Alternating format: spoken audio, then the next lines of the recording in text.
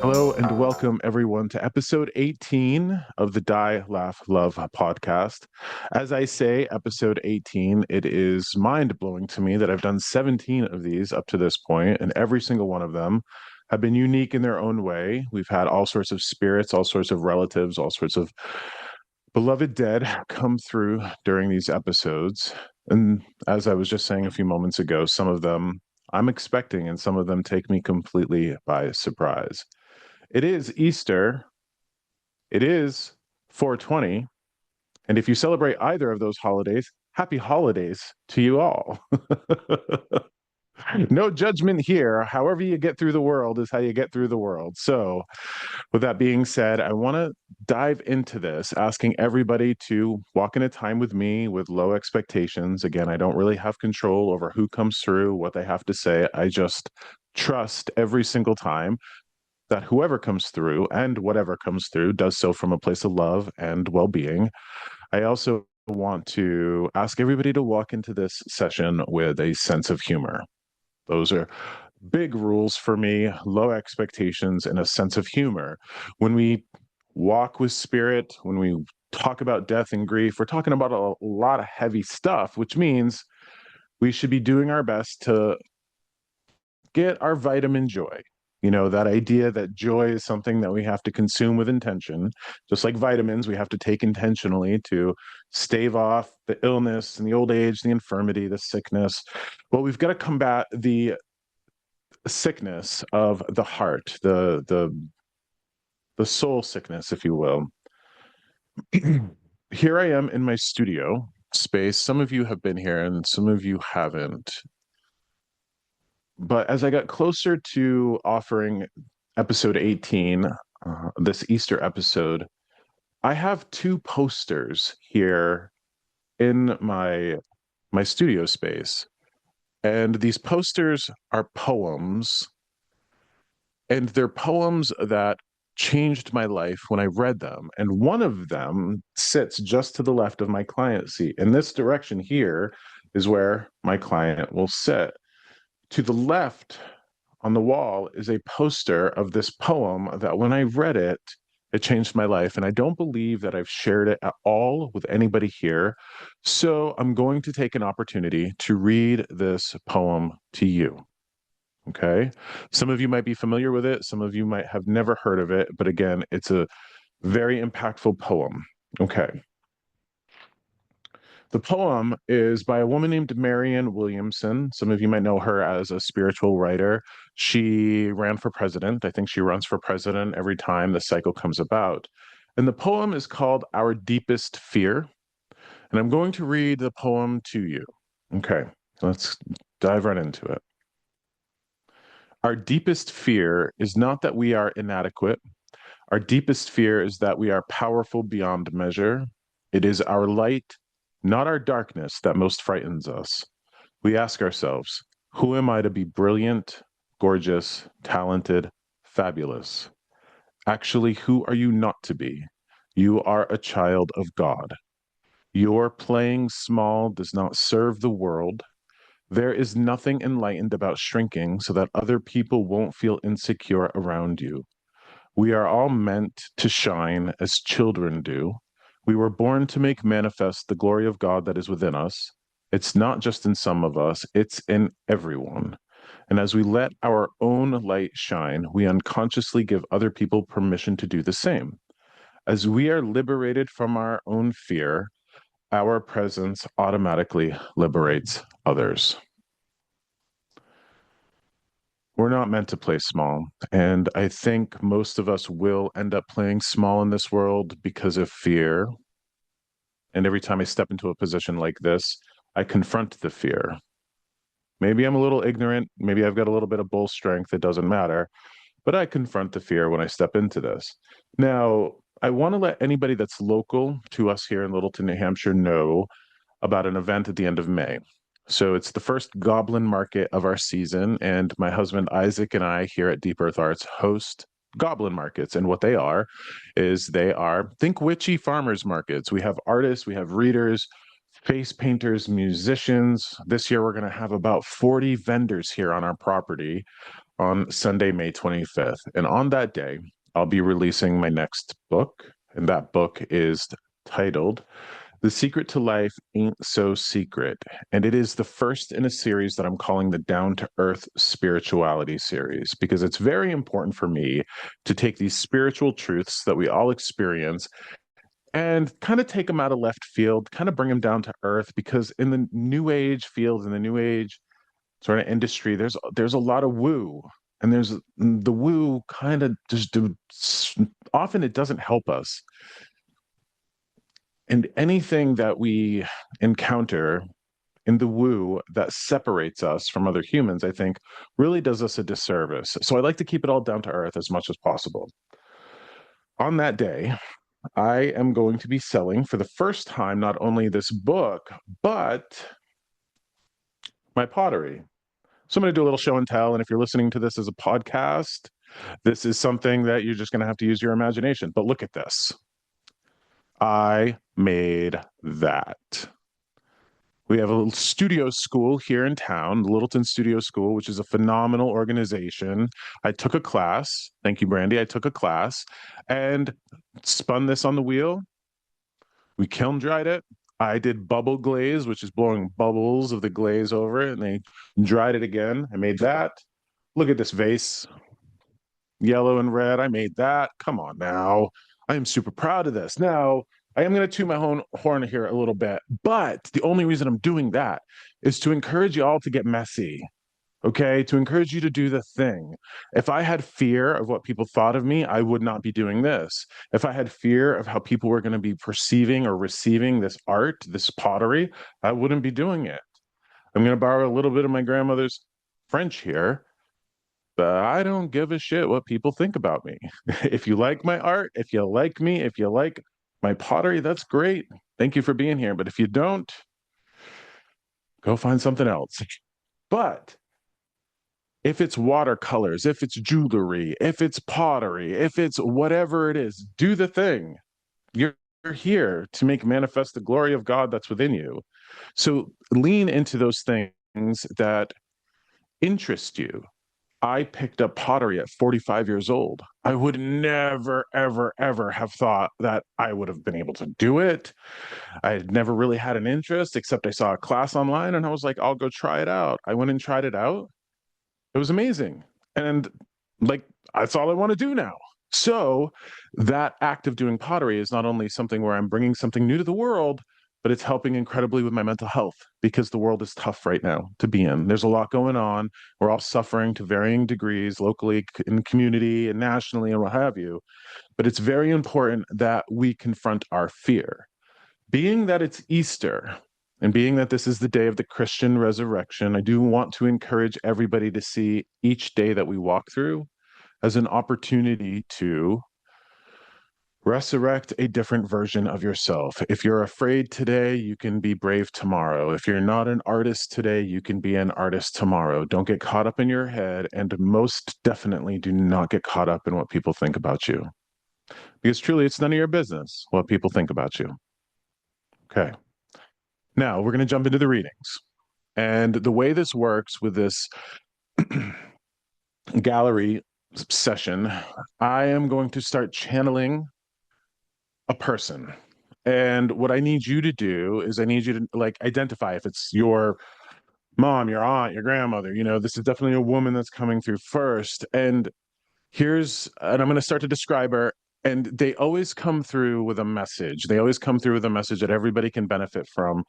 But you are going to have to unmute yourself or wave your hand so I can kind of unmute you. If you don't have your video on, I'll want to see your face as we share this experience.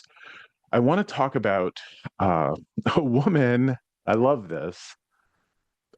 I don't believe she really cared what people thought about her. And I want to kind of put the pieces together for you. This woman is giving me, I kind of smell mothballs a little bit. So she might have had mothballs in her home. I get the impression that she drank tea, like she would have had tea. I also get the impression that she would have made soup. Okay, now soup is a thing that I'm feeling, but I also get that Does anybody here have a mom, grandma, somebody who would have put bones in soup? Like intentionally would have put like the bones in the soup, like the chicken bones, turkey bones in the soup. And the other thing that she wants to talk about is I believe you have sisters because I get this idea of keeping the family together. Like I think that you kind of took over for her in a way of keeping the family together. So I want to ask anybody here if they'd have had a mom, grandma who would have drank tea, made soup with bones in it, would you have sisters, somebody, people that you would have kept together? It's really important that she thanks you. But again, I'm getting the impression she wouldn't have really cared what people thought because her family was the most important thing to her.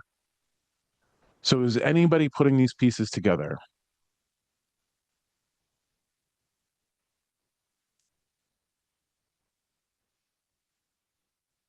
Hmm.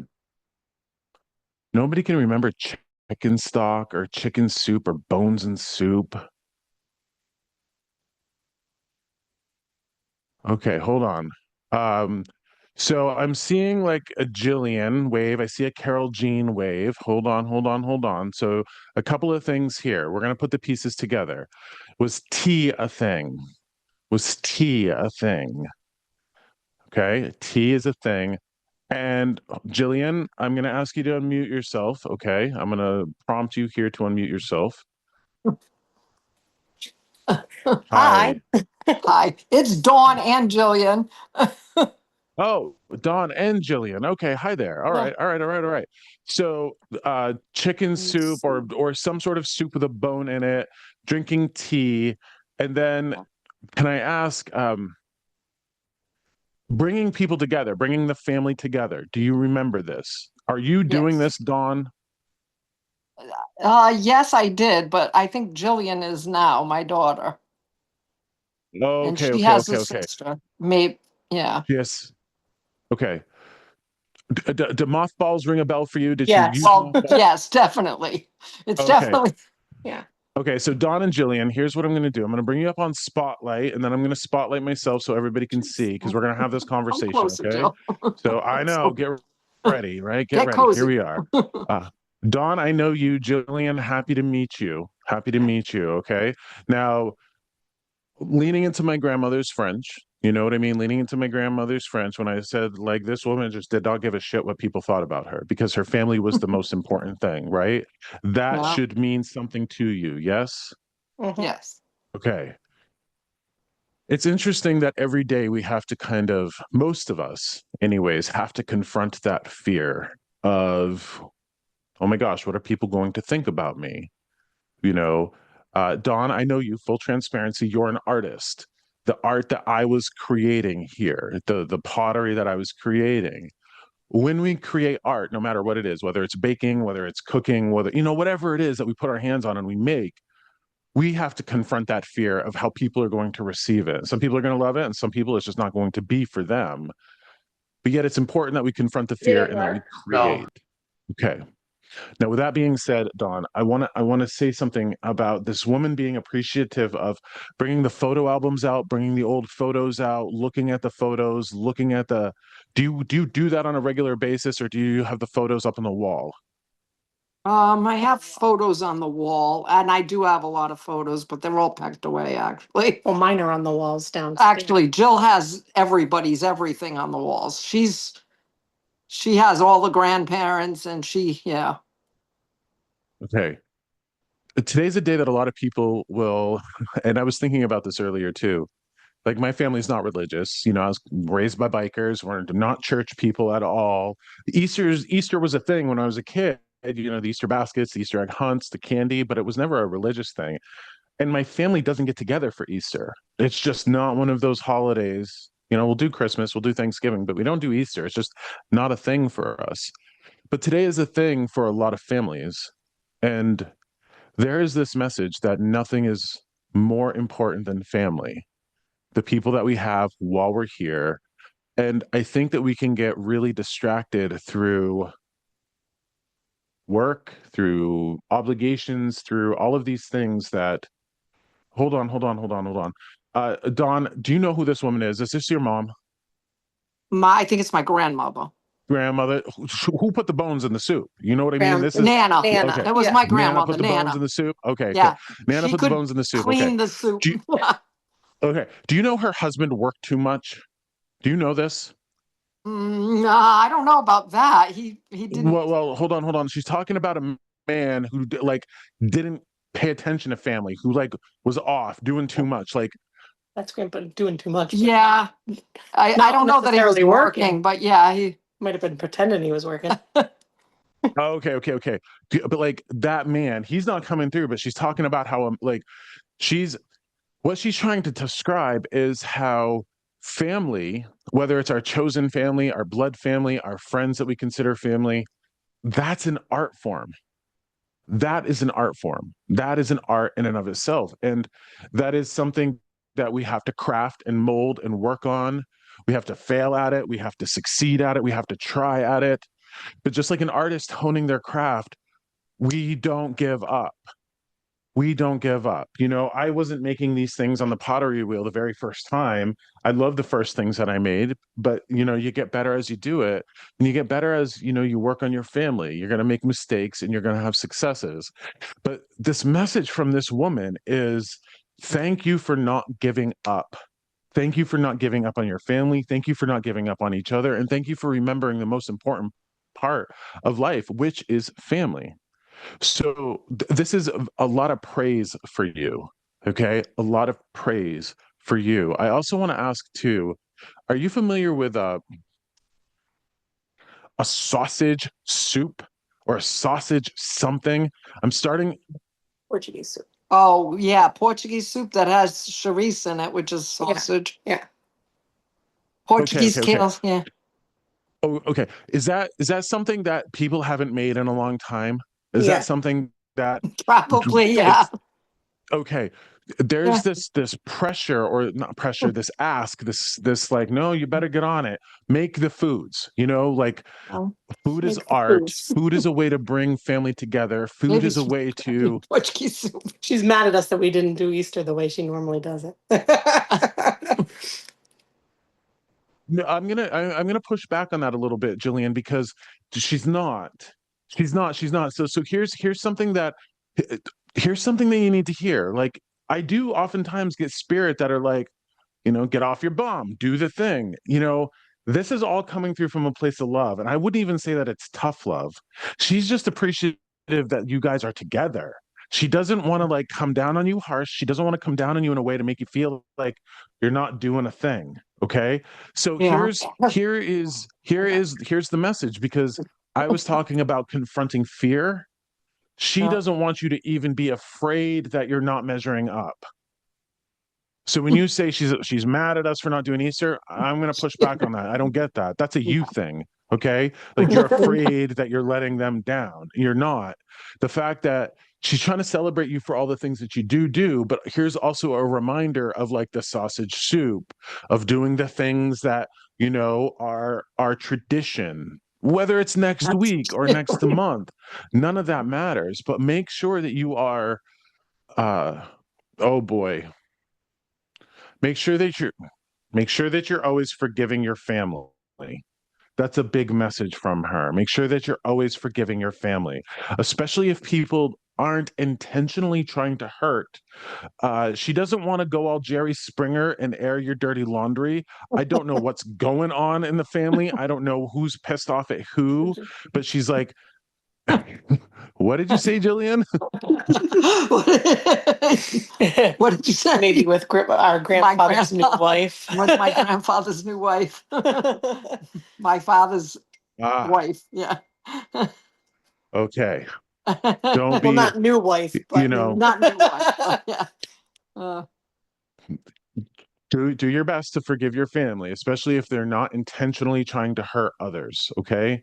Because remember, forgiveness is part of that craft of building a family. Forgiveness and compassion is is the craft person's tool of crafting the family. I mean, that is a beautiful analogy. That is a beautiful, beautiful analogy. Resentment and anger, that pushes people away. And when we die and we go to the world of spirit, that's going to be one of those things that we regret. And we have to bring people together. We have to remember. And, interestingly, what she would say, you brought up Don's father. What I'm getting from Grandma Nana is that he's nothing but a child. Do you know Oh, this? Like sorry. nothing but a child? Yeah. Yep. That Okay. sounds about right. Yeah. All right. Don't you have compassion for children when children mess up? Mm. He might be an 80-year-old man, who knows how old he is, but he's nothing but a child, which means we have compassion for kids because kids are going to do the best they can with what they have, but they're going to mess up and we don't get angry at them, or we try not to get angry at them. Okay. Interesting. Can I ask, Don and Jillian, have you guys worked things out? Did you guys used to like be angry at one another? Did you ever fight? Not us. No. No, No. not at Is all. there No. is there other people in the family that have worked things out? Nick and Vanessa. Maybe, yeah. Maybe, yeah. Yeah, maybe my other daughter and son. I hope they worked things out. Yeah. So this is what I'm getting. There are people in the family who are too much alike. They're too stubborn. They're too like, I'm right, you're wrong. And they almost become like the magnets that push against one another. Huh. Like you can't get them to Me and Dad. connect. It, That it could be Jill and her dad. That could be too. Yeah. it's just important that people confront these conflicts in a way to make sure that they don't regret them when they pass. Don't regret them when that person passes.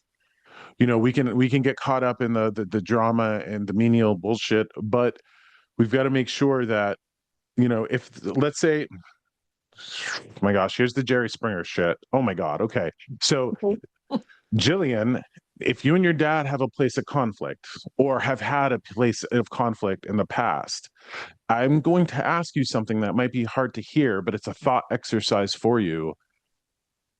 If you were to find out, if you were to wake up tomorrow morning and find out your dad passed away in his sleep, would you be upset that you'd had any sort of conflict with him? No, not at this point. I don't think. Okay. That's the question for everybody to ask themselves, because if you can imagine that person dying and you're happy that you stood up for yourself, because sometimes we have to keep boundaries from people who are problematic, and sometimes we can get stuck in our own ways. But that's a good litmus test for anybody in our family that we might have conflict with. Imagine them dying tomorrow. If you can imagine them dying and like them being full of regret, us being full of regret, then that's a sign that maybe we need to calibrate those things. Don, you're talking about your other daughter and son. If they butt heads and they can't get along, I have a feeling that they would regret that conflict if either one of them died the next day. Do you get that? Yeah. So again, this is a message for you guys and a message for everybody that ends up hearing this connection. Hmm. Jillian, here's some weird things for you. I'm getting right into you. I'm leaning into your energy. Okay. Can I ask you, Mm. do you have shoulder problems, neck, back, and shoulder problems? Yes. Okay. Here's something that I need you to do because this is a physical thing. This is like something I'm picking up on you physically. You would really benefit well from acupressure. Okay, not acupuncture, but acupressure. There is a device that you can get on Amazon called a Shakti mat, spelled Shakti. It's a mat with like these pressure points on them, and you lay on them, and it hurts for a little bit, first few moments, but it causes blood flow to go into your muscles and your ligaments and all of that. I'm really getting some acupressure for your back would be good, and please mind your blood sugar. Okay. Please mind your blood sugar. Don't get hangry, girl. Like, I'm surprised your loved ones don't follow you around with the basket full of Snickers bars. Like, here, have a snack. Here, have a snack. Don't get hangry, okay? Because like this up and down of the blood sugar is not great. It's not great for you. It's not Yeah, great it for the doesn't. people around you, but it's certainly not great for you. Okay. And Mhm. don't interestingly enough, you want to actually look into this. don't become pre-diabetic. Don't mess around with the sugar. Don't mess around with any of that stuff. So, make sure that you have a good grasp on what your body needs and that you're giving that to your body so it can maintain a sense of balance. Okay. Now, Uh-huh. Jillian, like I know your mom. I don't know you. Okay. I don't know Mhm. you. And I don't even know your mom that well. But here's something that I'm going to say about you, Jillian, and this is important. You hold yourself to incredible standards, don't you? Okay. I don't know why I'm getting this message from spirit, but you need to hear it. You're not a failure. You're not a failure. I don't know what you've done or done in this world. I don't know what you've wanted to do or not done. You're everything other than a failure. And you need to hear that. So, what you really need to ask yourself is this question. If you had a daughter who was born into your life, been through everything that you've ever been through, turned her life into what you've turned it into, wouldn't you be proud of that daughter? Okay. I'm going to say this with as much love as I can muster for somebody I don't know, but kindly pull your head out of your ass. Okay? Please. You're an exceptional human being, and I don't know you, but you should be very proud of who you and what you are and what you do for your family. Yes, she You're should. not a family. You're not a failure at all. There's nothing about you that's a failure. So stop being your own worst enemy because I think big part of that problem or big part of that process is that you like to prove to yourself how tough you are. Mhm. Okay. Don't don't cling to the things that require you to be tough just to prove to yourself how tough you are, especially the self-hatred. You don't can't believe I have to say this on today of all days. That's not a cross you have to bear, mama. Mhm. Like don't carry that cross, okay? So Mhm. please uh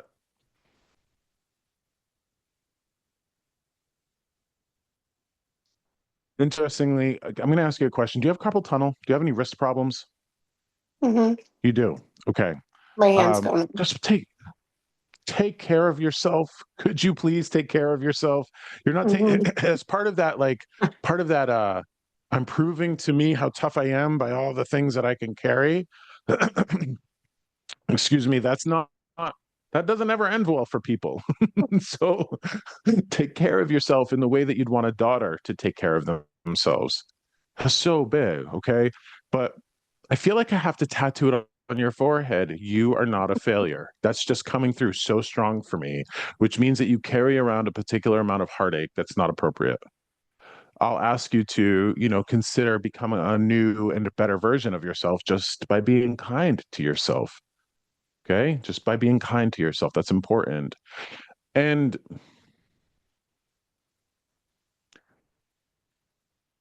you don't strike me as a person that would have this problem, but I do have to say it.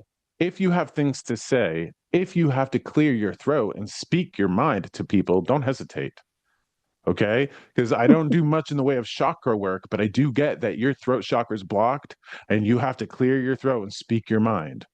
If you Mhm. don't, that's going to cause you an incredible bit of stress. That stress is going to cause harm on your body. And you could simply be a healthier person by just speaking your mind. Okay. And interestingly, now we're going full circle. See, this is how well your Nana knows you. Like, seriously, this is how well she knows you. Because part of this is, oh my gosh. So she knows you're tough. You like to act tough. One of the reasons why you don't respect yourself is because you know you have things to say, but you can't say them, which causes you to get all frustrated with yourself. Mhm. She goes, say the things, clear the air, get it off your chest. You'll respect yourself and maybe bring balance to a situation that's just driving you up the wall. So please speak your mind, okay? Because she doesn't want to see you suffer. And here's something that your mother did not pay me to say, but listen to your mother. Okay. Listen to your mother. So this is interesting because she's been giving you advice about a particular situation.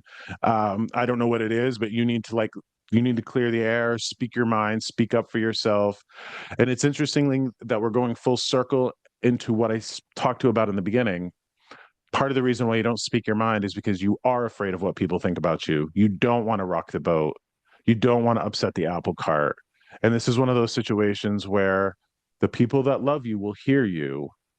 You really truly can't permanently upset people that love you. So you have some balancing to some situations to bring about. So please take care of yourself, but first and foremost, remember that you are not a failure whatsoever. Okay? You're not a failure. Oh, All right. Much love to you. Thank you for being here. I'm going to move on to the next one. So I'm going to take off spotlight. Remember, if you want to revisit this, you can watch the episode or listen to it later on to kind of take notes, maybe. Okay. But thank you for being here, Jillian. And thank you, Don, for bringing her. Okay. Make that Portuguese soup. All right. Here we go. Okay. So the next person that's coming through is hmm.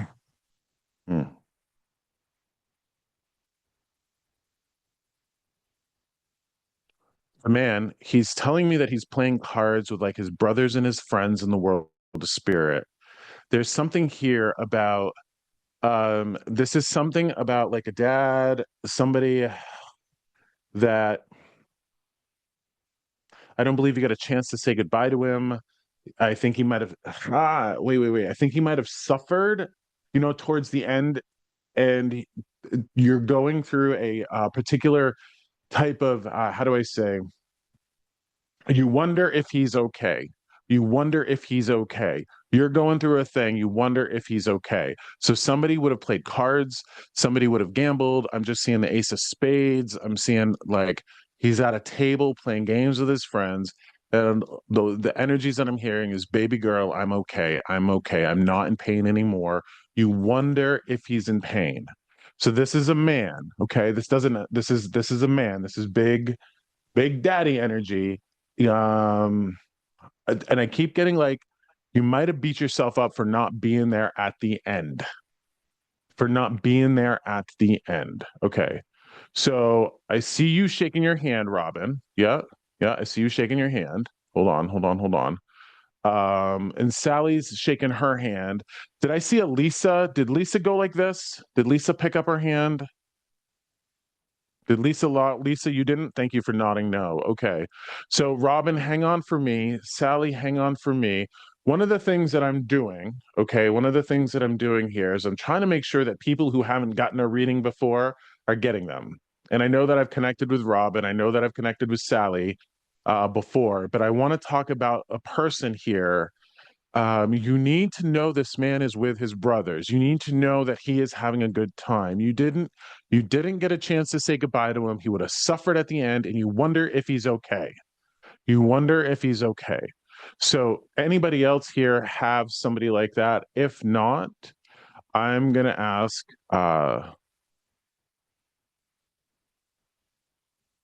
let's see, Robin, I think you're gonna have some difficulty connecting, but we're gonna try. Okay, so I'm gonna ask you to unmute yourself. Unmute. I'm gonna see if it's you. I got Hi. you here. Okay. You hear me? Yes. Okay. Okay. Any of those pieces line up for you? For me, yes. I was Okay. with my dad at the end all the time, caring for him all the time, other than the night he was going when my mom with Alzheimer's started sundowning and screaming and had to leave the room. And when my dad passed, rather than having the peaceful get together with friends and take a nice ride like other people I know, he went back to Vietnam and had a horrible exit. So yeah, Okay. I definitely connect with that. Okay. So, question for you, Robin. He has brothers in the world of spirit. Yes. Well, he has half brothers, but his brothers are Marines, so yeah, they're brothers. Okay. Yep. So, Got a lot yes, when of I them. hear brothers, it can be soldiers. It can be that. This was a man who would have played cards, would have gambled, would have had fun while he was here. Yep. This is like this is what he needs you to know, is that he's okay. So I'm gonna lean into this. Okay, I'm gonna lean into this now. Robin, I want to ask you too. We're gonna put you on the spotlight because everybody's gonna share in this experience with you and me and here. Okay, so we're gonna have this. Okay, he's impressed with you in that you don't give a shit what people think about you. Okay, Sometimes. so there's well, I think maybe more than others. Okay, more than others. Can I ask you, was did you have okay, did you have a name similar to him, or was there like a name connection between you and him? Not your last name. Oh, last name. Well, yeah, I had his last name. We're Peliquins, and I still feel No, no, strongly. no, not your last name. Not your Not last name. So just hear me out on this. Robin, Hear me out on this. Richard, Robin, Dick. Am I a dick? Do I act like a dick? No, no, no, no, no, no, no, no, no. Just hear me. Hear me. Hear me. Hear me. What I'm trying Okay. to say is that what I'm trying to say is that I'm getting the impression. Do you know how like sons will sometimes have, I'll give you a for instance. My dad's name is Harold. My middle name is Harold. I'm like my dad in many ways. There's a connection there. And what I'm getting is that I don't know if you were a tomboy, Robin. I don't know if you were more of a son to him than his other sons, but I'm getting this like connection that almost like you were a son. Daddy took me fishing all the time. Mama put me in frills and lacy ass girly pants and dresses. Dad took me trout fishing and taught me how to clean trout and put up tents and yeah, Yeah, so I still like to I'm fish. getting this I see, yeah, I'm getting this like I'm getting this energy of like you're my son, not just like you're my daughter, but you know, Yeah. it was like you were my son or tomboy energy. Okay, okay, okay. The other thing too is um interestingly here, I'm tasting oranges, Robin, which means that I think that you're low on vitamin C. I think that you need to up your vitamin C. He's talking about he's talking about uh your tiredness, your clarity. He's talking about your tiredness. He says that you're spreading yourself too thin, helping other people. So you need to do something about getting your vitamin C up to be so vitality. Vitality is the word that I'm hearing. You need to work on your vitality and give yourself the proper oil for your motor. The proper oil for your motor. You need to get some more vitamin C in. You need to like that's something that you need to get every day. You need to get some more vitamin C in. Here's an important message in the same way that I was talking to Jillian about not being a failure. Here's an important message for you. You didn't fail this man in any way. You didn't fail him in any way. You got to know that. You did the opposite of that. You did not fail him. And the message of him playing cards with his brothers, you need to know he's at peace. You need to know that he's not suffering. The only suffering that he's going to experience in that world is your suffering. So this is why he's looking out for you. You know, when you take care of yourself, you're taking care of your dad. You're taking care of your dad by taking care of his daughter slash son. Okay, Why would he good say for him. this to me? Well, why would he say this to me? He says, "You didn't misplace it. You just lost it." Are you afraid that you misplaced something and you can't find it? Because he's kind of like, let it go. Like you just lost it. You didn't misplace it. You lost it. In my mind. Maybe, Someday. maybe. Um, yeah, I've lost it that way in a bit lately as I age. Um, No, no, and no, no. This might come in. This might pop in later. But he's like, don't keep looking for it. It's gone. You've lost it. You didn't misplace it. It's not something packed away in storage. It's not something that you put away. I think maybe something got lost in a move or something that happened, but you lost it. It's not that big of a deal, but you didn't misplace it. okay, that Vietnamese paper money that I was looking for that was nice and crisp that should have been in with my letters that I have been searching for lately, I can't find still. So, that's the only thing I can think of offhand that I have been searching for paper money from Vietnam. But Yeah, you didn't misplace it. You lost it. It's gone. It's like Yeah, he's I like, think so. stop looking for it. Yeah, I Stop looking have a lot for it. of memories to hold on to. Lots of them. Stop, yeah, stop looking for it. Just make sure you don't misplace anything else. You know what I mean? Keep track of your stuff. But that thing that you're looking for, you didn't don't keep looking for it. It's pointless. Don't keep looking for it. Don't put any energy Yeah, to it. not there. The I've other got thing too, he's talking about bringing a horse to water but not making him drink. He says that you're talking to a brick wall. There's a man in your life that you keep trying to help. There's a man in your life that you keep trying to help, and they're not going to listen to you. They're not going to listen to you. Like you can speak to him and speak to him and speak to him. He's not gonna get off his ass and listen until he's ready to get off his ass and listen. But why would you keep bringing a horse to water and expecting them to drink? You'll never be able to make them drink. I'm not sure if it's this person that you're sitting with or somebody else, but Yeah. here's a funny thing for everybody to hear. Like, if you want somebody to do something for you, ask them 3 times. I heard this a long time ago. If you want something out of somebody, you ask them 3 times. Like, if I was a kid and I was like, Mom, can I go to the movies on Friday? And she says no. I'd ask her again, Mom, can I go to the movies on Friday? She'd say no. Mom, can I go to the movies on Friday? And if she said no a third time, she meant it. But usually you can break somebody down by the third time. It's just a psychological tactic. And if you're encouraging somebody to do something more than 3 times, if you keep encouraging somebody to do something more than 3 times, they're not going to hear it. They're not going to hear it. They won't hear it until they're ready to hear it. So this isn't necessarily giving up on somebody. This is understanding who you're dealing with. And sometimes people are just obstinate and dig their heels in. Okay. Yeah. There's also interestingly enough, some people won't listen to you because they will they can know you're right, but they don't want to listen to you or do the thing that you're suggesting because they don't want to tell you that you're right. They would rather suffer than make sure that you knew you were right. I don't know what that means, but don't put good energy after bad. He's just kind of watching you bang your head off a brick wall and trying to help people who might not be able to get the help. Yeah. Good client attitudes. Used to dealing with that. Don't give up. No, I get it, but don't give up. Don't abandon these people, but maybe try a No. different tactic. Or what do you do Yeah. with a horse that won't drink water? There's very little that you can do with the horse that won't No. drink water. All Just keep right. going for the ride. So wait.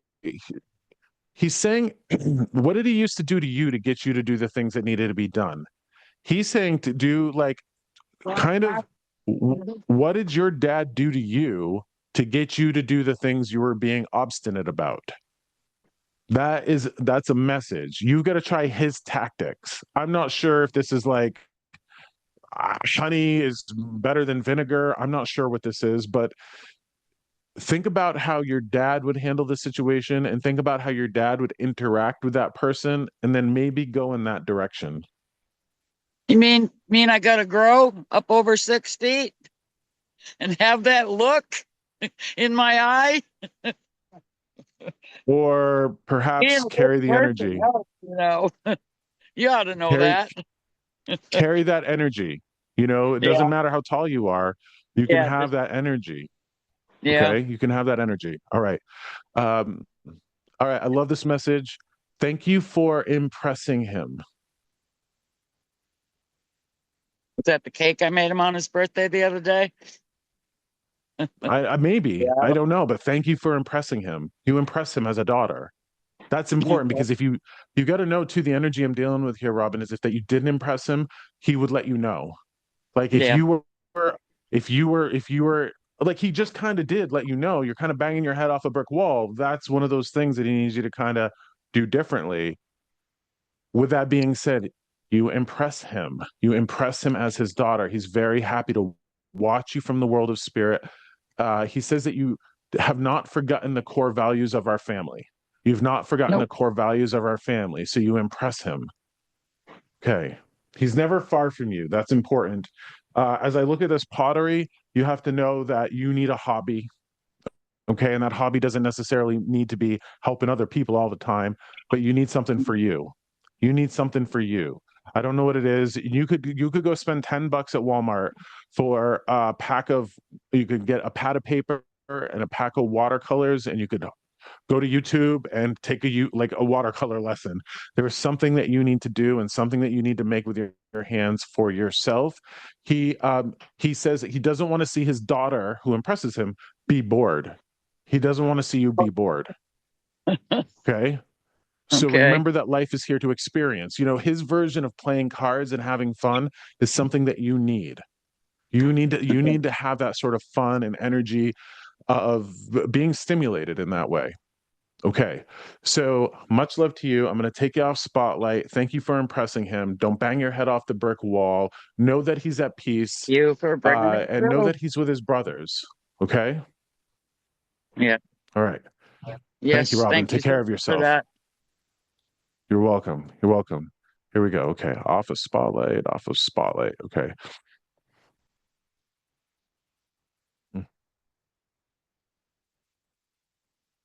Okay.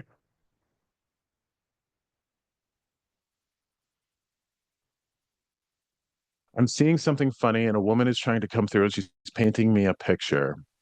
I don't know if this is a piece of furniture that you have in your house or a piece of furniture that she would have had in her house. She's really giving me the smell of lilacs. And I also see, and this is a funny thing being today of all days, I see what looks like a buffet, like a buffet piece of furniture. I see what feels like, and hear me out on this. I see three vases of lilacs. I'm not sure if like this woman would have loved lilacs. The number three is representing something. I don't know if it's like it's becoming clear, but on the wall, I believe this woman would have been a Catholic. I believe she would have had a picture of like Jesus and Mary on the wall because I'm seeing some very like old Catholic pictures. Like the Catholics would have had the flaming heart, like the heart that's on fire. There's a Jesus with his heart on fire. There's a Mary with her heart on fire. There's that imagery. It's that kind of picture. I'm seeing like a buffet and lilacs and the pictures on the wall. Um, you might even put out a vase of lilacs for her every year. But I've got to wonder the three vases of lilacs. I'm kind of asking if it is, the Holy Trinity, and it's not. She's like saying that these are important for her people. You might have lost three people who light up like the lilacs. Help me out with this, and please feel free to take yourself on mute to help me kind of pull her through. But there's something about what looks like a buffet or a table with vases of lilacs, and over it I see like two pictures. Anybody have that as a mother, grandmother, the two pictures? Hi, Lisa. Thank you for that. I'm going to ask you to unmute yourself there.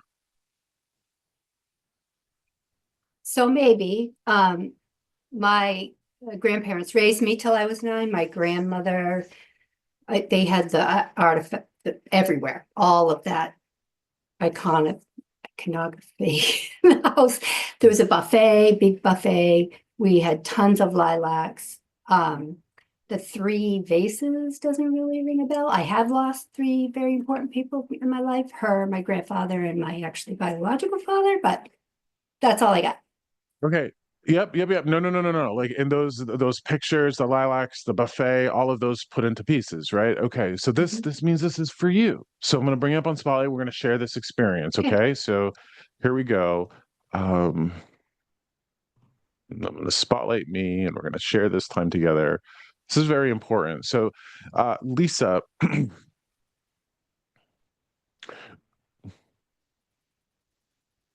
I don't know if it's about today's session. I don't know if it's about the time we're about to share here together, or if it's in life in general. What I'm getting from this woman is thank you for confronting your fear, like getting past the fear. You might have been a little hesitant to come on to this event today. I'm not sure what this is, but she's talking about Thank you for confronting your fear. Thank you for getting around it. Thank you for getting over it. She keeps saying to me, she sees how brave you are, how brave you are. You might not see that in yourself, but I believe that there is a significant amount of bravery and courage in your heart and in your life for you to be where you're at right now, even especially on this time together. It might be, you're kind of in the hot seat with me right now. So there's a level of bravery here. Uh, you've also had to, wow, okay. She is flooding me with the lilac smells. You've also had to make tough decisions in your life. Do you know this? Yeah, yeah, Okay. plenty. Yes. Okay. Yes. Here's the thing that she needs you to know this. In no way whatsoever have you ever brought her shame. She is not ashamed of you. She is not ashamed of you. There is no shame whatsoever. And I get this feeling like you wonder or you question. And I want to give you some examples, If she was like a hardcore Catholic and then you ended up getting divorced, you know what I mean? Like those sorts of things might give you cause to question. What does she think about that? What does she think about that? Is she mad at me for getting divorced and not staying with, the jerk or what have you? There's the tough decisions that you've had to make. And she goes, you've never shamed me. You are not shameful. You have not shamed me. So this is there's a sense of clarity that she needs to bring to you. Okay. And I'm also picking up on in the same way that I was kind of picking up on carpal tunnel and Jillian, do you have wrist pain? Do you have any sort of wrist pain like that? I have carpal tunnel. You I have a do. lot of joint issues. Yeah. Yeah. So like what they want to do is they want to kind of bring forth all the messaging to make sure that you know it's her. Okay. And you're not a practicing Catholic, you're not a practicing Christian of any sort. Okay. The I have reason a why I wife know now. this. It doesn't work. Oh my gosh. Oh my gosh. Oh my gosh. Oh my gosh. So that would explain the questions of shame then. Well, I If you also have a had a wife, husband. It's a double whammy. I love it. I love it. I love it. Okay. So I love having not known that about you, and being able to bring that message of you haven't shamed me without knowing. Like I can't look at you and tell if you're with a husband or a wife. I don't know those things. So the other thing too, when she says about confronting fear, let's lay that over the wife experience. Like I was in the closet until I was like 27, 28. Coming out of the closet and being with somebody of the same sex, there's fear around that. What are people going to think about me? How are people going to receive me? All of that. So she says, thank you for confronting your fear. Thank you for living courageously, of course. I don't want to roll my eyes at that, but that is absolutely what's coming through. Then you have not ever brought her shame. And then the other thing on top of that is the reason why I said I know that you're not a practicing Catholic, I know that you're not a practicing Christian, is because she says that you're a good Christian without being a Christian. Like you don't harm people, you don't hurt people. You lead with love, you lead with grace and compassion. You don't necessarily need a 2,000-year-old book to tell you how to do it. You don't need to go to church every week to know how to do it, because you're listening to the blueprint of your heart. She says, interestingly enough, that's what impresses her the most about you. That's what impresses her the most about you, that you're a good person without being told to be a good person, without fear of punishment and retribution and hellfire. The person that's a good person by themselves is significantly more impressive than the person who is a good person for fear of hellfire. You understand that? Okay. My undergrad is So in comparative religion, and I'm a therapist, so that makes sense. yeah. Okay. So Makes sense. you're an impressive individual in that way. Okay. So here's the funny thing. Do you have to plant lilacs around your property? I Do you don't need now, but I to? have in the past. I rent now, but I have in the past in homes I've owned. Okay. Well, this is a strange thing. So I don't know if you can where you rent. I'm not sure if the landlord would let you. I'm not sure about that. But this is a weird piece of information that she would bring through for me. Okay. New England, like New England, where I'm at, Vermont, New Hampshire, the soil is rather acidic. If you know anything about gardening, the soil is rather I do. acidic. I'm a gardener. She's reminding me that you want to sweeten the soil of lilacs, sweeten the soil with wood ash. This is why I was like, she's like asking you to plant lilacs, right? And if we plant lilacs, you take like wood stove ashes or ashes from a fire pit, then the ashes will sweeten the soil. It'll make it more alkaline. Okay. So if somebody burns, this might be for somebody else on the call, or just like, I don't know why she would be telling me to tell people this, but wood ash is good for lilacs and peonies. Oh my Lilacs and God. peonies Oh my need. God. Peonies are her favorite. Okay. Do Yeah. you see, like, this is like, Mhm. because this is what I'll do. I'll take my wood stove ashes and I'll bring them out and put them on peonies and lilacs. They need the Mhm. sweet soil. Sweeten the soil. Sweeten the soil. Okay. Sweeten the soil. All right. Uh, Maybe I can plant them at their grave. I can do that. if if you can get away with that, I planted a dwarf lilac at my grandmother's That's what I grave was because thinking. they can't get Hmm. up to a certain height or something like Yeah. that. Hmm. Uh, but there's the feeling of like, let's get our hands dirty. There's an art to the planting. Like, Hmm. if you're renting and you like to plant or garden, that's going to be difficult for you. So maybe get your hands dirty in a community garden. Maybe. I have one of those. I'm in the community garden. So you must no, I love it. You must have to get your hands dirty. Okay, okay, okay. I As live part for of it. what you Yeah. do. All right. Um, she just really likes those old world. It's not old wives' tales. It's not folk tales. It's like folk wisdom, like the wood stove ashes on the plants. You know what I mean? Yeah. That's good for the Hmm. lilacs and the Yeah. peonies. Okay. Um,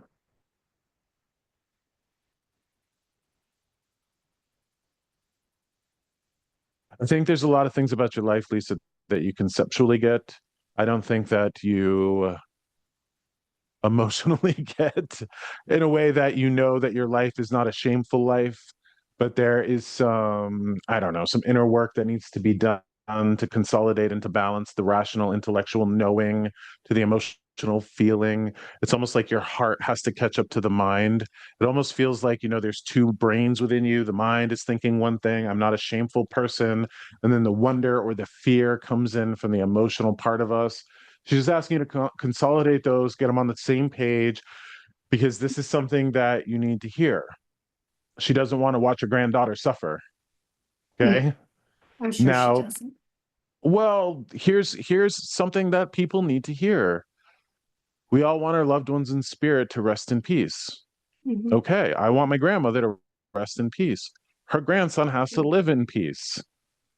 Yeah. So I do my damnedest to control the conversation I have with myself so my grandmother can be at peace, because I am not going to beat up on her grandson, and you are not a shameful woman. Now, here's something.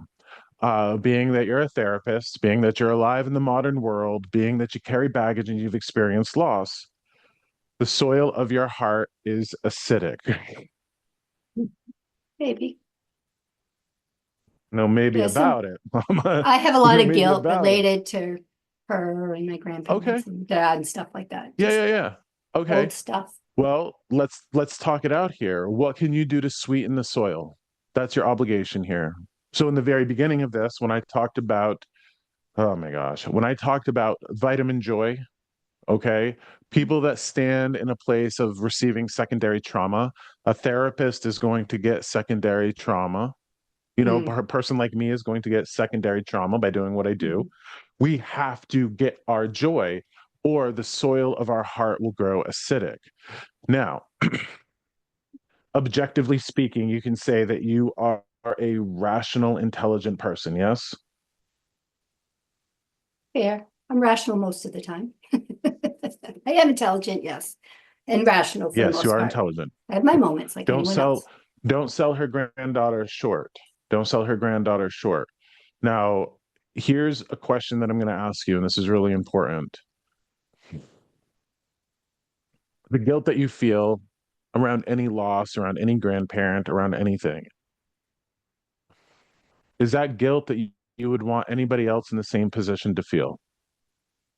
That's a therapist trick right there, but no, I would not.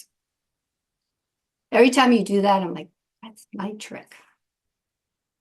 Yeah, That's no, I what would spirit not. has I taught would me. not want them You to feel okay, this. okay. Never. Yes. So here is where, I'm not a licensed therapist. I get to say the things that I want to say, and I get to speak on behalf of spirit. When I was talking to Jillian about pulling her head out of her ass, you know what I mean? Sometimes we need that tough love. Sometimes we just need to be reminded that it is that easy and that we do have the power. I know that Jillian would not want Dawn to suffer, her mom to suffer. She would not want her mom to suffer. Well, when she suffers, her mom is suffering because that's the reality of love. When the people we love suffer, so don't we. When your wife suffers, so don't you. When my husband suffers, so don't I. That's why I reduce my suffering. That's why I control my conversation, because I don't want my grandmother in spirit to suffer. I don't want my husband to suffer. And I'm certainly not going to hold on to these unnecessary processes to prove to myself how tough I am. I'm not going to do that. So I want to walk through this world with my birthright, which is peace. I have access to that information right here in my heart, that love. Okay. I know that you're renting and this might be difficult, but do you need a pet? I Do you need have a a pet? golden. Do you need a cat? You have a I would golden? like a Okay. cat, but my wife won't agree to it. Just the dog, who's wonderful. It's She just showed me you holding like a small fluffy, like a cat, like something like that. And if you would like a cat, well, okay. Oh my gosh. Maybe you need to show this to your wife later on. Okay. And good this is idea. this is what you need to hear. And this is what your wife needs to hear. A cat would bring you peace. A cat would bring you happiness and joy. A cat for you, Lisa, would be vitamin joy. And I know that your wife wants you to be at peace. Maybe your wife needs to just get a little bit clear on like what a cat would do for you. If a cat would be vitamin joy for you, maybe your wife needs to take her blinders off, make some concessions. You know what I mean? Or, oh my gosh, it's the litter box, isn't it? Yes, It's the litter exactly. box. Okay, That okay. is what Hold on. she doesn't care for. Hold on. Okay. You need to look up the automated litter boxes. Have you seen those? Yes, I have seen those, yeah. Okay. They have the technology today. I don't know. I might be full of shit here, but I think they run on an app. They probably do. Okay. You need to get one of those litter boxes that kind of like cycle through and puts the nasty like stuff in a separate thing. Okay. You there's with that litter box, there's absolutely no reason why you can't have a cat. And okay, this is what your grandmother just said. Maybe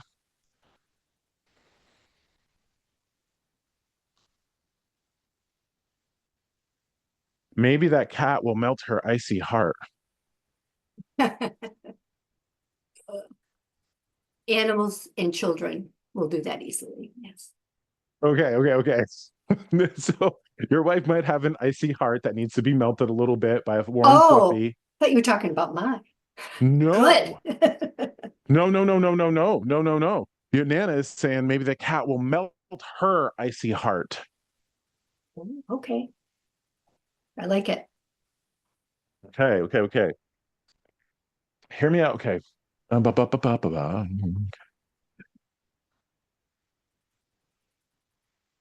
Which one of these men were in the military? Hold on. Just showing me a tank, which looks like the army, like the man is coming through, showing me the tank, the army, all of that. Hold on. It's kind of showing me these images of like MASH. Do you remember MASH from back in the day? I don't know if somebody liked to watch MASH or what's going on here, but Yeah. here's something that you need to hear. This man is coming through, Lisa. Oh my gosh, saying you did not fail him. You did not fail him. You did not fail him. You need to hear this. The military man is coming through and saying you did not fail him. You're stuck in these certain stories that need to be rewritten. You did anything but fail him. You did anything but fail him. Da, da, da, da, da, da, da, da. Did he like a Western omelet? I don't know that. My dad You don't know was in that? Vietnam, had exposed Agent Orange, died at 29. So I don't know. I was young, and my grandfather's in World War II. I don't know. Okay. I So don't know. MASH is Vietnam. MASH is Yeah, Vietnam. my dad was a photographer, and I have these amazing photos that are unbelievable. Okay. I Mhm. love that. I love that. I love That he that. Okay. took. Maybe write a book Thanks. about him. You know what I mean? Maybe make a book of those photos. You could do that. That's something that's possible. The other thing that I'm Mhm. seeing, I don't know, do you like a Western omelet? This is what I'm seeing. Like the eggs, Mm-mm. the peppers, the onions, the bright Mm-mm. colors, almost like a frittata. Nope. Is that something your grandfather would have liked? I don't know that. Oh no, I don't okay, no, no, know. that's all right. That's all And right. I can't What picture am I? me. I'm just I'm just grabbing my charger. It's right here. My battery, low yeah, yeah, battery yeah. thing, Go but I'm for it. Go listening. for it. Go for it. Go for it. Yep, Yeah, you stay on the line. They'll stay on the line. right Um, here.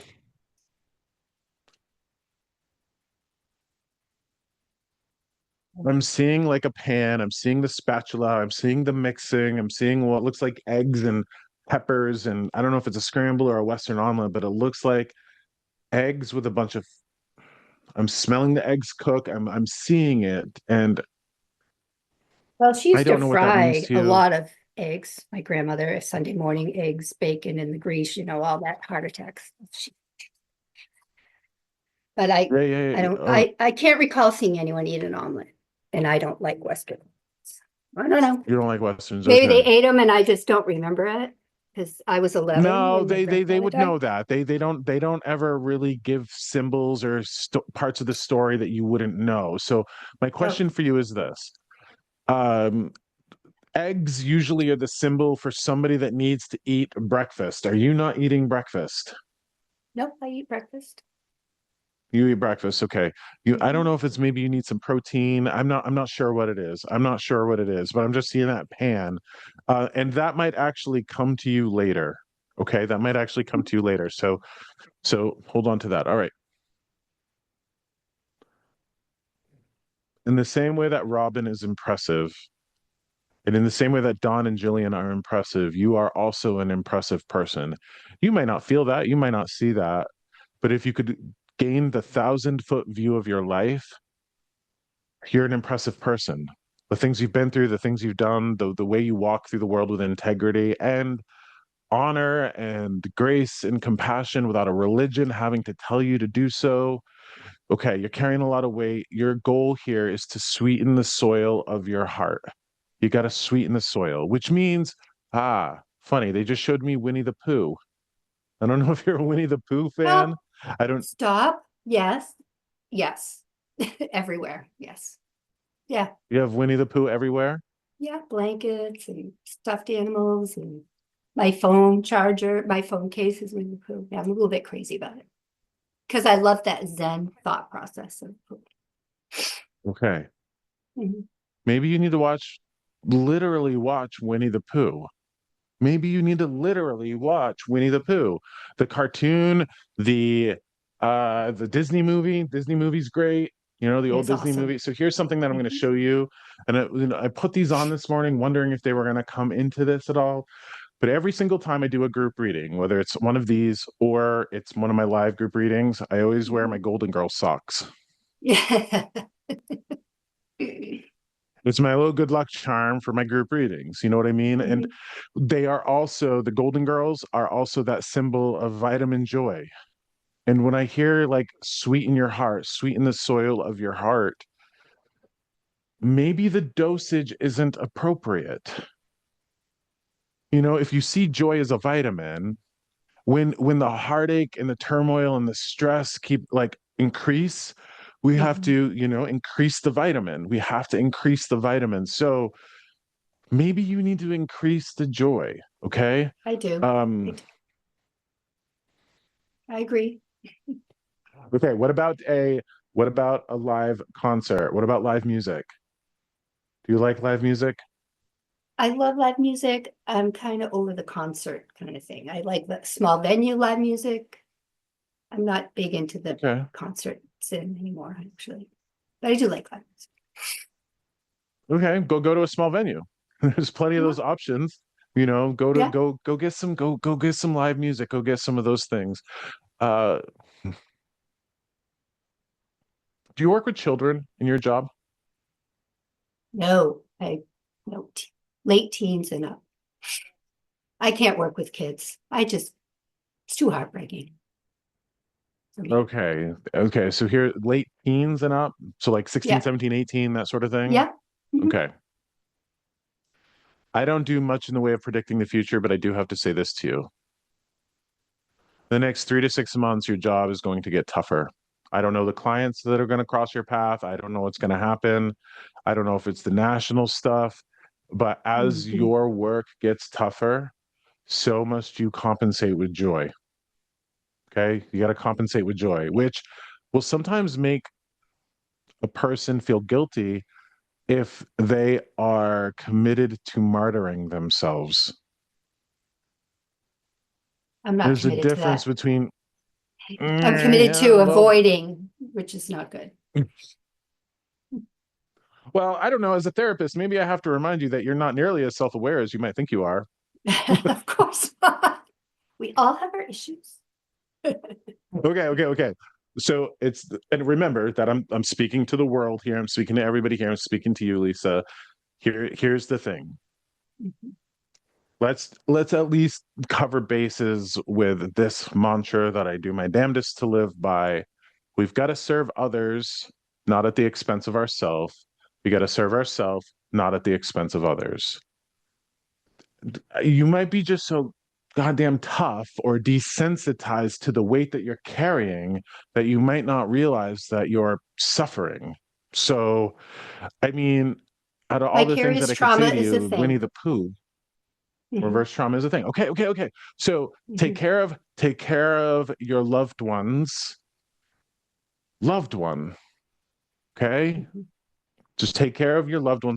And that's a perspective that we all need to hear. All right. Uh much love to you. They want to say, okay. Thank you for being there when they needed them. Thank you for being there when they needed them. So this was one of those things that as an adult, you must have been there for them. You must have been Yes, there for them. but not at when they died. I carried that. Okay, that's oftentimes a favor because this is going to be a weird way to explain the moment of death. Do you know how, and if this is just a weird sort of animalistic, humanistic thing, do you know how, like, when we're all in the bathroom taking a poop, we don't want anybody on the other side of the door? We want like privacy. You know what I mean? Sure. Because it's like, Yes. yeah, you know what I mean? We just want privacy. Get away from the door. We don't need anybody on the other side of the door. We want our privacy. Sure. Okay. Whether Death, we're loud or similar. not, we just want our privacy. Okay. Oftentimes death is like that. And I've heard over and over and over and over and over again. We were there by their side. We were there by their side. This happened to my grandmother. She was surrounded by people. There was a 5 minute window where she was by herself. 5 minutes, probably 3 minutes. And in those brief minutes, she departed.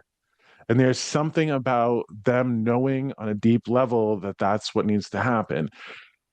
You're carrying guilt that you wouldn't want another human being to carry. And here's your opportunity to be absolved of it, to strangely Thank be you. resurrected of it. So, become a new version of yourself, on Easter of all days. Let's do that. Okay. You're not a failure. You're a blessed human being. And they're very proud to call you their descendant, their granddaughter, their daughter, all of that. Oh, okay. Wait. Wow. Thank you for not taking after your mother. Oh, oh boy. That makes a lot of sense. Yeah, no, yeah, it's bad. Yep. Thank you for not Terrible. taking after your mother. So, do you see, like, I don't know, Lisa, what I have to say to you, but it's like time and time and time again, you've done the right thing. You've been in the right place. You've honored yourself. You've honored your heart. Yet there's some things in you that just don't make sense that need healing. And ultimately, you know, you're the one responsible for it. I can lead you to water, but I can't make you drink it. And you This you is should. You should. this is awesome. The Thank you other so thing much. Well, you're welcome. The other thing too is you don't happen to have their buffet, do you? No, Do you no. have any of their furniture? I have her hope chest. Hope chest. Okay, That's so it. you do have some of Mhm. their furniture. Okay, that's Just great. That's and great. my Okay. grandfather's desk. Yeah. Yeah, you have their furniture. That's kind of what they're saying to me. Like you still have some of their stuff. I love it. Yeah. Okay. Um, the other thing too, and again, this is physically minded, and I have to bring this up to people because this is a big thing. Do you happen to, Lisa, get reactions to junk jewelry? If you ever wear like junk piercings, like junk metal, do you ever No, get reactions? no, I can wear junk jewelry. You can wear junk jewelry. Mhm. What about your wife? Do you know if she ever has that reaction? Mm-mm. Also can wear junk jewelry. I do have allergies, but not to jewelry. Mm.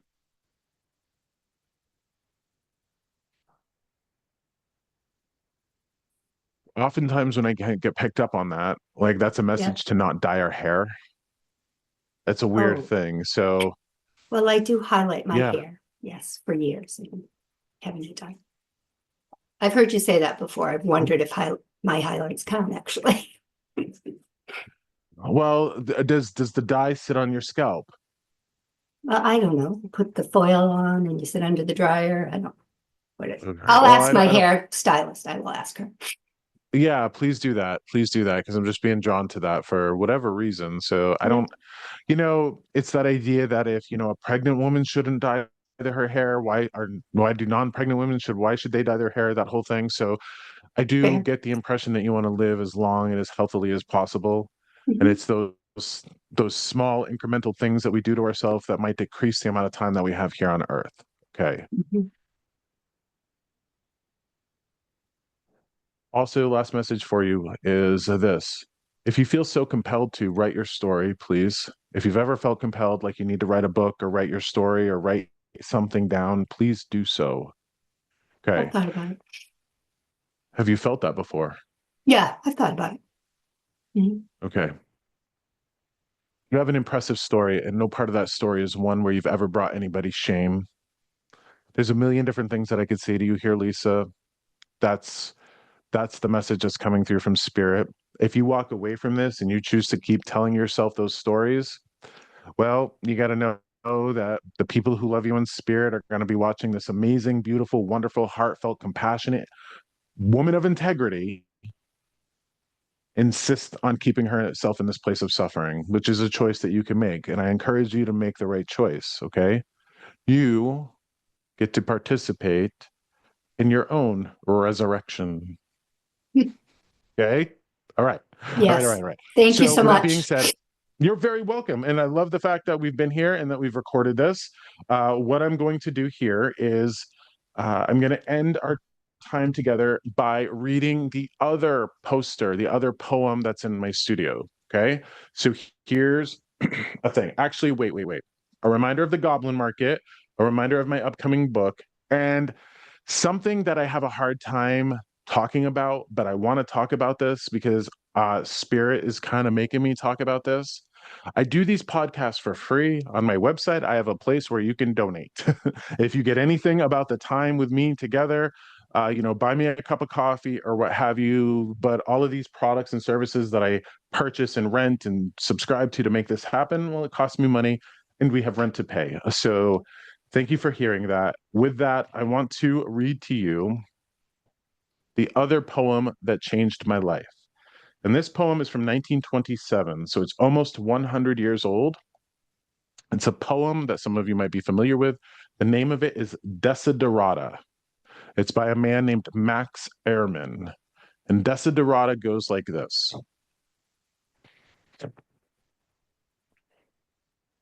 Go placidly amid the noise and haste, and remember what peace there may be in silence. As far as possible without surrender, be on good terms with all persons. Speak your truth quietly and clearly, and listen to others, even the dull and the ignorant. They too have their story. Avoid loud and aggressive persons. They are vexations to the spirit. If you compare yourself with others, you may become vain and bitter. For always there will be greater and lesser persons than yourself. Enjoy your achievements as well as your plans. Keep interested in your own career, however humble. It is a real possession in the changing fortunes of time. Exercise caution in your business affairs, for the world is full of trickery. But let this not blind you to what virtue there is. Many persons strive for high ideals, and everywhere life is full of heroism. Be yourself. Especially do not feign affection, neither be cynical about love, for in the face of all aridity and disenchantment, it is as perennial as the grass.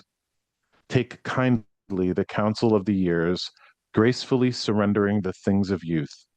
Nurture strength of spirit to shield you in sudden misfortune, but do not distress yourself with dark imaginings. Many fears are born of fatigue and loneliness. Beyond a wholesome discipline, be gentle with yourself. You are a child of the universe, no less than the trees and the stars. You have a right to be here.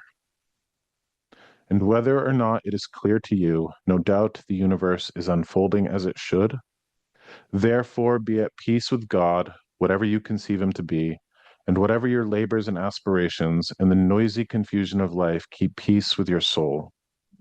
With all its sham, drudgery, and broken dreams, it is still a beautiful world. Be cheerful. Strive to be happy.